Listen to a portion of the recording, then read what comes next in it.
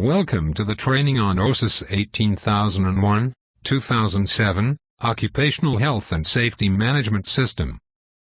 The apprentice appreciates that you have chosen this course from our library.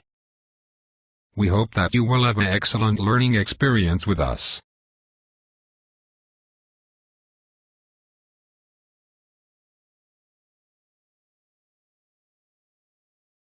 OHSAS stands for Occupational Health and Safety Assessment Series. Let's look at the contents of the course in the next slide. We will cover what is OHSAS 18001 and what OHSAS is not. Premise of OHSAS. Benefits of implementing OHSAS 18001. How to implement OHSAS 18001. OHSAS 18001 is a framework for an occupational health and safety (OHS) management system, and is a part of the OHSAS 18000 series of standards, sometimes incorrectly identified as ISO 18000, along with OHSAS 18002. It can help you put in place the policies, procedures and controls needed for your organization to achieve the best possible working conditions and workplace health and safety, aligned to internationally recognized best practice. It is a way to measure management systems that control occupational health and safety risks and improve performance. It does not state specific performance criteria. It does not specify the exact design of the management system. Based around elimination or minimization of risk, to mitigate risk. Requires continual improvement. Prioritization. Requires conformance with an organization's own safety policy.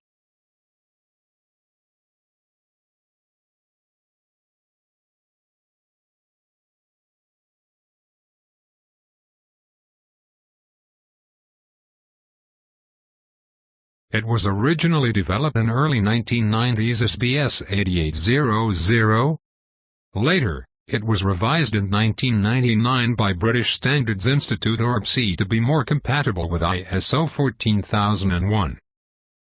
It is a framework for an effective occupational health and safety management system.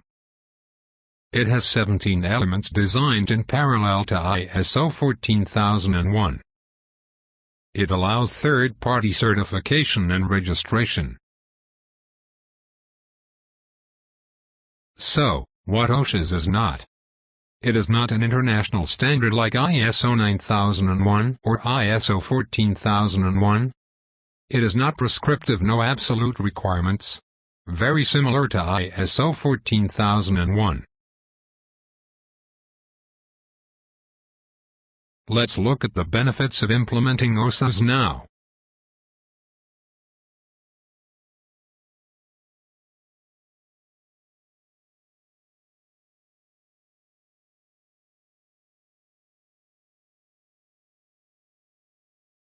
By implementing OHSAS in your organization, you can create the best possible working conditions across your organization, identify hazards and put in place controls to manage them, reduce workplace accidents and illness to cut related costs and downtime, engage and motivate staff with better, safer working conditions, demonstrate compliance to customers and suppliers.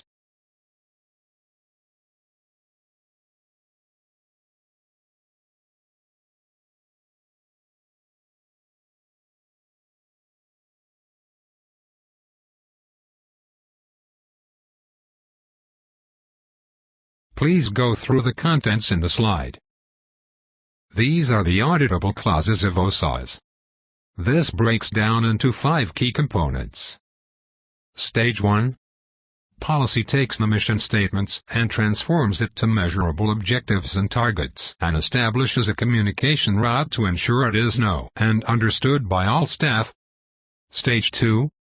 The planning process identifies skills and knowledge base, resource requirements, and not only determines planned activity, but what measures you need to include in order to ensure meeting objectives. Stage 3. Allocate and communicate responsibility, Undertake risk assessment programs. Ensure establish route for communication and records management. Stage 4. Establish audit criteria and plans. Assess performance against target and review actions taken to ensure they are still relevant.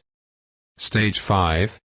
Analyze findings from audit program review and changes to the system as a consequence of both internal and external changes.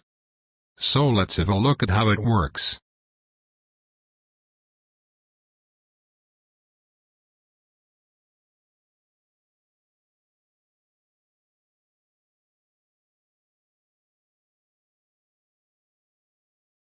Let's now see how to implement OHSAS 18001. This is the framework of OHSAS implementation. Carefully observe the model, and in the slides that follow, we will look at the implementation in depth. Step 1 is initial health and safety review.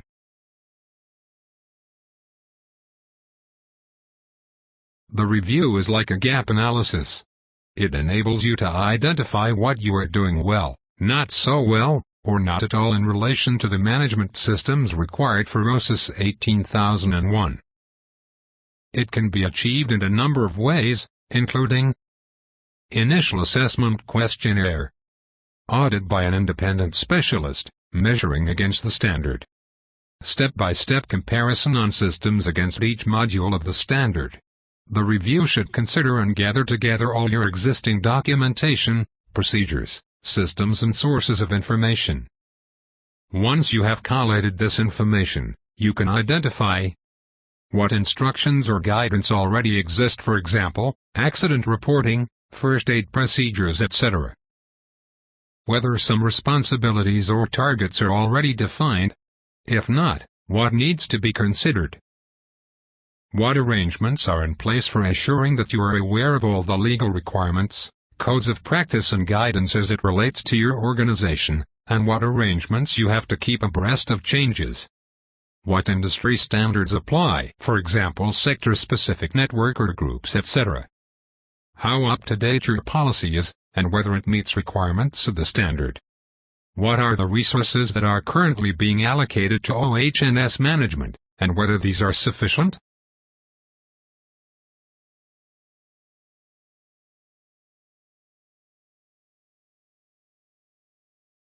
Step 2 is formulating OHS policy.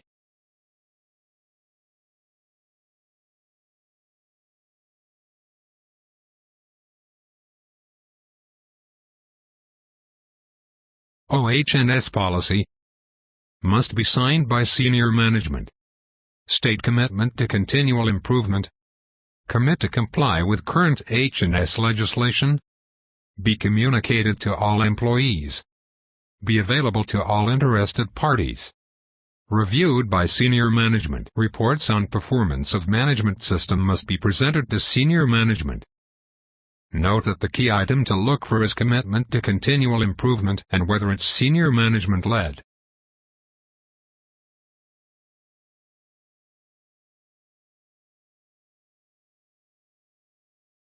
The other items to note about the policy are: how do you make staff aware of the policy?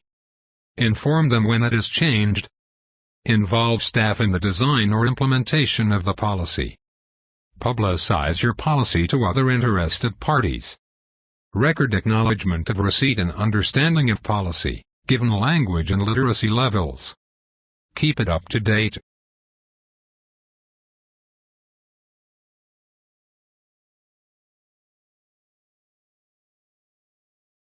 Few points to be checked about the policy are: does your policy include specific objectives and targets? Have visible commitment of senior management. How is this commitment communicated? Include a commitment to continual improvement. Commit to comply with current applicable legislation and other relevant industry guidance and standards. Clearly define responsibilities at all levels of employment. Measure effectiveness or implementation of responsibilities against performance.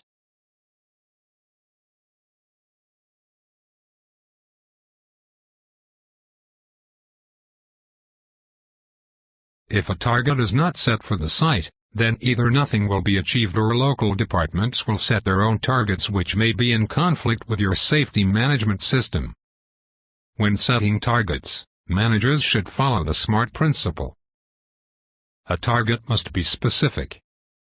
Nebulous or ambiguous targets will never be taken seriously. An example of a specific example is manual handling risk assessments will be completed in every store by the end of December 2016. Accredited management systems demand quantifiable improvements. Therefore, your system should include targets that can be measured so as to demonstrate improvement or deterioration.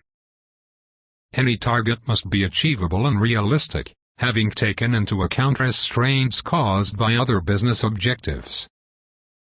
Finally, a target must have a final time limit, that is deadline, or it will never be taken seriously.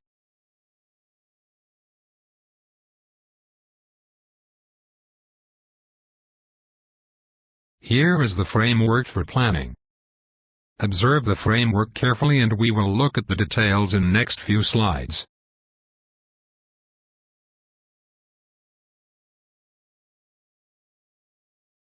Planning is the core element. The policy determines what you intend to do, the planning explains how you are going to do it. What OHSAS should be able to do is aid you to deliver against this policy. Hazard identification in OHSAS 18001 is distinct from risk assessment. You should consider what hazards there are and how these can be eliminated, reduced or mitigated prior to having to deal with them on site. Risk assessments need to be undertaken. At this point, risk assessment methodology needs to be agreed. Staff should be competent to undertake those tasks assigned them. The risk assessment methodology should be reviewed to ensure continuing suitability, especially as projects undertaken at different stores may mean that the risk and skill levels change. Legal requirements should be identified and systems put in place to ensure they are updated and communicated.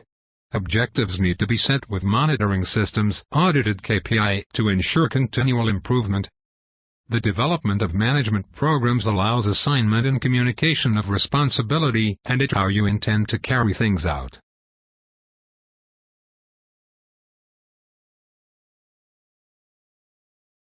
When planning for hazard identification, consider day-to-day operational and maintenance hazards, non-routine, one-off hazards or deviations from routine hazards. Methods you are going to use to identify hazards, for example spot checks, inspections. Methods you are going to use to identify consequences, for example fault tree analysis. Who is going to conduct inspections, risk assessments, and how are these going to be robust, suitable and sufficient? How are controls to be integrated into operational procedures? Methods for consulting staff on findings and controls. How assessments will be reviewed, for example following an incident.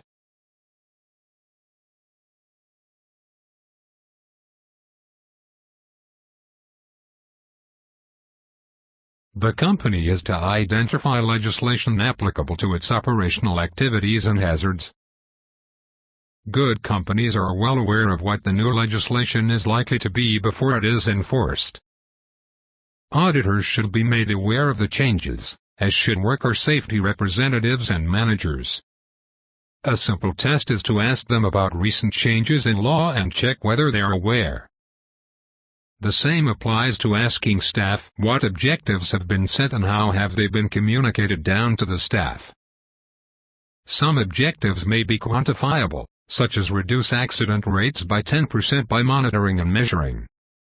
Others can be to improve welfare through a better working environment or to introduce some scheme to reduce illness. If no objectives have been set, then this is a breakdown of the system.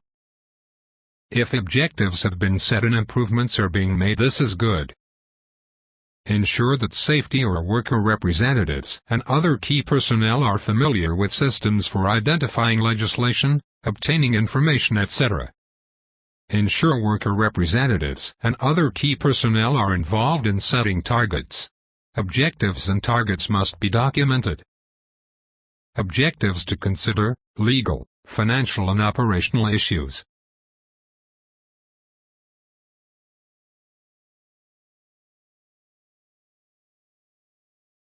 Step 4 is Implementation and Operation, the OHSAS Management Program.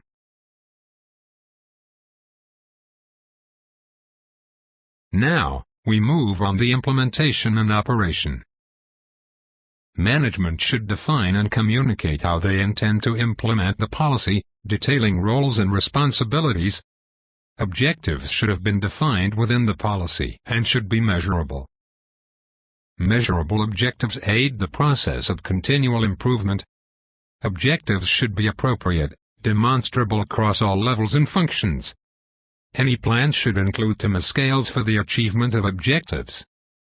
Arrangements must be in place for ensuring that there is sufficient knowledge, skills and experience available to manage OHSAS issues effectively. Initial assessment should define training needed. Training performance should be assessed to ensure it meets requirements. Consider contract staff. Are they aware of the policy? Have they been trained?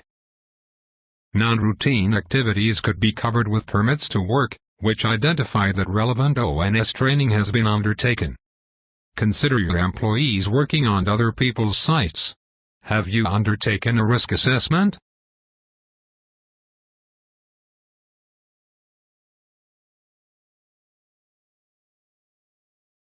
Your management system for implementing your OHSAS program should include the setting of timetables. When doing this, you will need to ensure the availability of appropriately trained and independent staff, and that adequate resources are available. Here is an example of some of the action items that emerged during the implementation. You may wish to set up an ongoing audit assessment checklist to make sure you are capturing the right information and that the program is being rolled out according to the plan. Timescales against corrective action are essential. Staff must be made sufficiently aware of any breaches in policy, legislation, or contracts and what action to undertake in these events. The system must ensure that corrective action is monitored to assess effectiveness.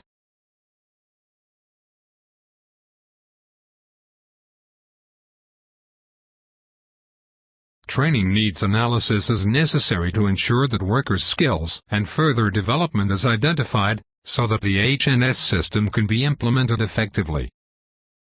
Training records must be kept, with a system for assuring that ongoing or update training is scheduled and implemented. Training must be relevant to the delegate group. Training should include a method of validation to demonstrate effectiveness. All systems should address the safety culture, that is, the behaviors that enable the system to be effective. You will also need to have a system in place to ensure that contractors are competent.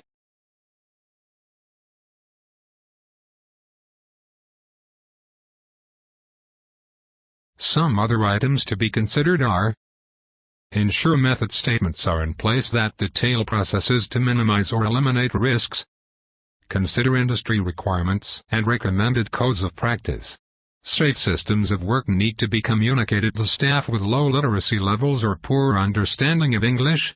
Operational plans for implementing legal and other requirements are in place. A process should be in place to communicate changes in legislation to affected staff. Ensure there are regular meetings as a route to communication. Consider bulletin boards and newsletters. These should be included in auditing. All parts of the management system need to be controlled, both at local site level and head office. Procedures for document control needed to ensure they adequately reflect the management system, can't be located or easily retrieved, are periodically reviewed or updated, etc. Current versions are available at all locations. Obsolete documents are removed. Identifiable and traceable to activities. Protected against damage. Maintained to demonstrate conformance to OHSAS 18001. Archived documents are retained for legal preservation. Examples of documents include policy, procedures or work instructions, permits to work, risk assessments, method statements, training records, audit reports. Review of OHSAS 18001 system, At top management level, you will need to decide what format your document storage or retrieval will be, for example via the internet system, paper etc., and how you are going to recognize the most recent version. Now, we will look some examples where operational control is missing. This will help the training to know what to look for when noticing operational control.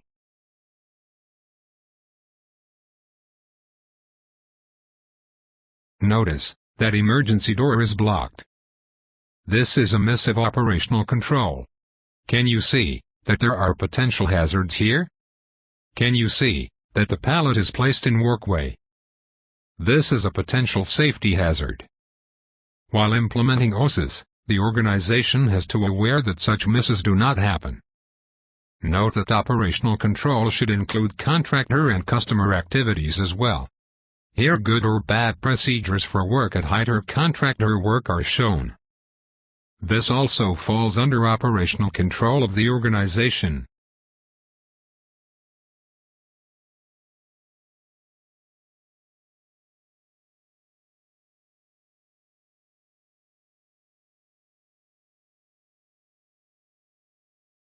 While establishing controls for emergency preparedness and response, consider the following.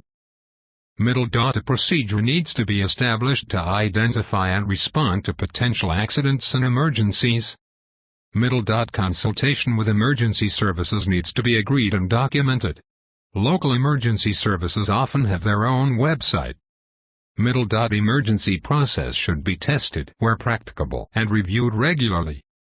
You should also have information on neighbors' activities and appropriate responses in case of emergency situation. Details such as routes to local hospitals can change. There may also be changes in services offered, for example closing of A&E departments is not uncommon.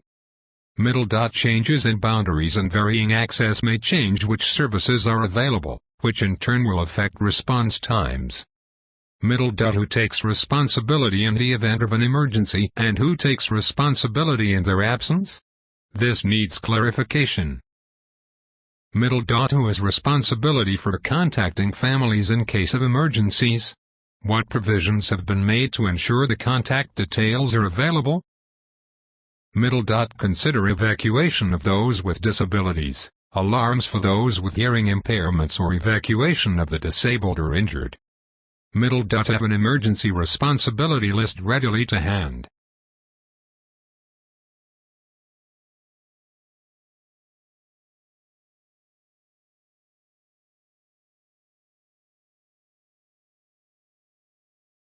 Step 5 is performance measurement and monitoring.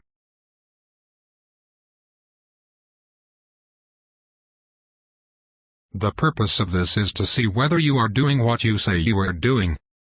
In this section you are auditing your planned activities against actual practices. It looks at measuring and monitoring your performance, for example measuring your accidents and incident rates, comparative on previous performance. Performance against objectives. Monitoring should include proactive measures such as near misses and safe systems at work as well as reactive measures, statistics, accident or incident investigation and preventive action. This information should feed back into the management review process. This should be programmed detailing what, when and who is to be monitored and should include not just departmental adherence but knowledge of the policy and its requirements. Corrective and preventive action. What actions were needed? Were all actions undertaken and were they undertaken within timescales? Records and records management. This can include provision of information on the system, auditing receipt and understanding amended work practices etc.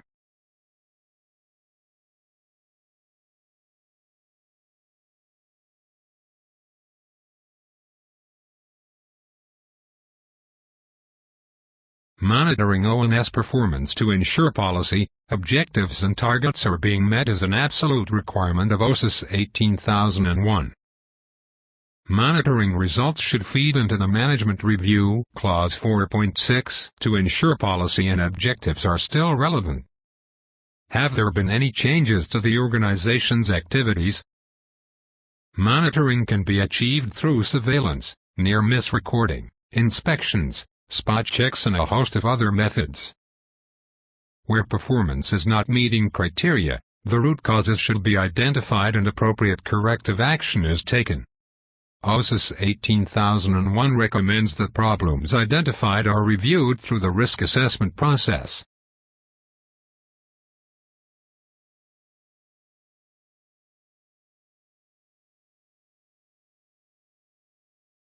Procedures need to define responsibility and authority for handling accidents, investigating accidents, dealing with breaches in procedures that resulted in an incident or accident, actions to mitigate consequences arising from accidents, etc.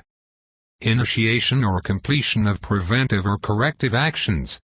Where performance is not meeting criteria, the root causes need to be identified and addressed. Step 6 is audit and management review.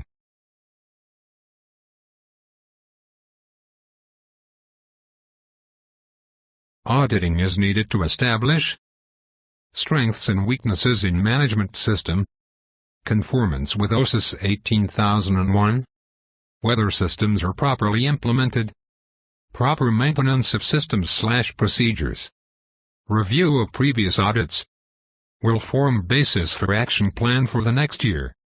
Results must be communicated to relevant personnel. There should be an audit schedule in place identifying who, what, where and when. This should cover all aspects of HNS as detailed in the HNS plan. The audit plan should be amended to reflect availability of staff. Assessment of staff is needed to undertake an audit. Additional unplanned audits should also be undertaken after incidents. Organizations should also audit communication of policy and knowledge of requirements of systems as well as departmental adherence. Staff conducting audits must be competent to perform this task, therefore competence levels need to be agreed. Auditors should be sufficiently knowledgeable but independent of activity being audited. Staff should be independent of the work to minimize a fear or favor situation. Try to standardize on an audit protocol. Knowledge of ONS system should be monitored at all levels. Non-conformances can be raised against the system if there are failings in knowledge or communication. Audits verify that the organization is fulfilling its ONS obligations. The picture shows the model for management review. Let's look at detail in the next slide. A typical agenda would consider objectives and targets set, and performance against these criteria. Resource requirements need to be considered, current and planned. HNS should not be held in isolation from other management activities as these will have an effect on overall performance.